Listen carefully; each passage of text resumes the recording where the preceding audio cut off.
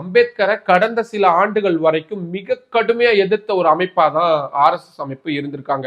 குறிப்பா தலித் மக்களின் உரிமைக்காகவும் இந்து சமூகத்துடைய சட்ட சீர்திருத்தத்துக்காகவும் அம்பேத்கர் எடுத்த அத்தனை முயற்சிகளையுமே RSS கடுமையா எதிர்த்திருக்கிறாங்க. அம்பேத்கர் தலைமையிலான குழு இந்திய அரசியல் சட்டத்தை உருவாக்கிய போது RSS அதை ஏத்துக்கவே இல்லை. கடைசி வரைக்கும் அதை அவங்க மறுத்துக்கிட்டே தான் இருந்தாங்க.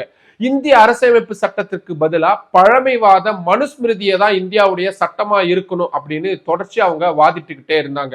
இதுக்கான ஆதாரம் எங்கன்னு நீங்க கேட்கலாம்.